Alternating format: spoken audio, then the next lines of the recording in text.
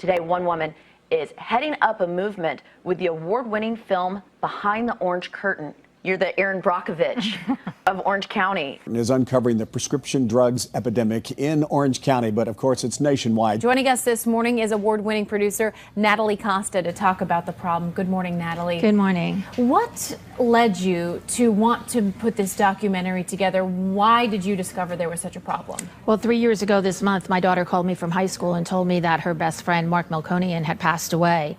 And it was from a drug overdose called Opana. And I had no idea what Opana was, which is one of the strongest opiates known to man that they give to end-stage cancer patients. And upon finding out about Mark's death, I started to find out about all these other young men, mostly men in Orange County, that had been overdosing, dying, addicted to prescription pain pills. And that's how this all started. You know, we should mention, I mean, this takes place in Orange County, but it's a problem here not only in San Diego, but nationwide. We're finding out it's a huge epidemic. That was a surprise. We thought it was just in Orange County when I started this, and then we found out that it's epidemic across the country. We lose one person every 24 minutes in the United States to a prescription drug overdose. It happens because a lot of times for sports injuries, they're given painkillers for, you know, an injury sustained in sports, but a lot of these medications are found in the family home. And what happens is they start experimenting with them for maybe a fun reason, a night, a party, and they don't realize the addictive natures of these opiates, and before long they are addicted and they switch to heroin because the cost of prescription drugs is very prohibitive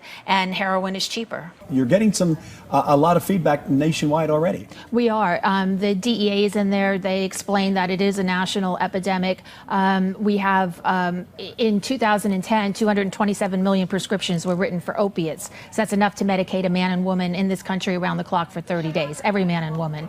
We have the CURE system, which we need to implement in California, which is the prescription drug monitoring program. It's there. It's virtually bankrupt legislation. It's SB 809 was introduced to fire it up, get it funded, and make it mandatory that every physician use it. And it'll track, because the only way you can get prescription drugs on the street is through doctors. Right. I mean, I first really understood what an epidemic it was is when Natalie came to my office and we talked about it. And I mean, I read it in the paper. I'm a mom of 4 kids, ages 16 to 20.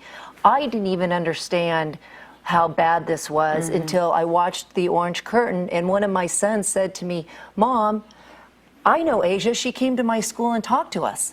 Are you a small business owner of a detective agency? What's your business? No, I own a performing arts academy, and my teachers happen to be film directors from LA. So when I was asking questions, I found out a lot of parents that had gone through the same thing, that they've lost their children are addicted. We decided to put together a documentary. Thought it was going to be just a little short documentary, and it turned into a full feature because the stories are endless. They're endless. And let's go back to this Opana. You said they give this, I've never even heard of this drug. They give this to cancer patients? Yes. And they give it to them to take home. They don't just give it to them at the hospital.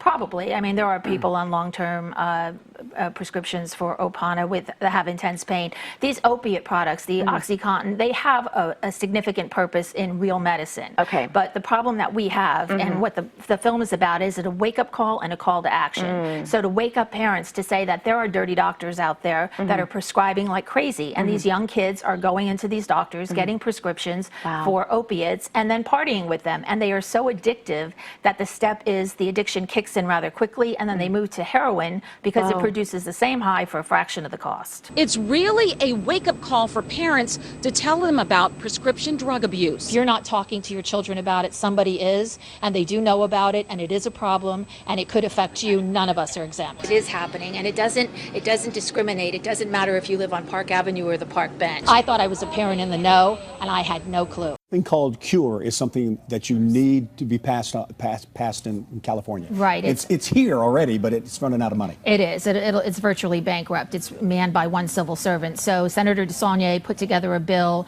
Kamala Harris is backing it. She's the Attorney General in the state of California. They want to fund it, get it real time, have everyone use it. I think it'll cost a physician about $9 a year to belong to Cures. So it'll pinch the supply of dirty doctors and prescription drugs to the street instantly. How can we see Behind the Orange Curtain? Right now, we just released it. It is on iTunes and Amazon, so they can download it or rent it, and hopefully we'll get the message out there and save some lives. Yeah, you're not giving up on this crusade. No, not at all. This is a passion for you now. It is. All right.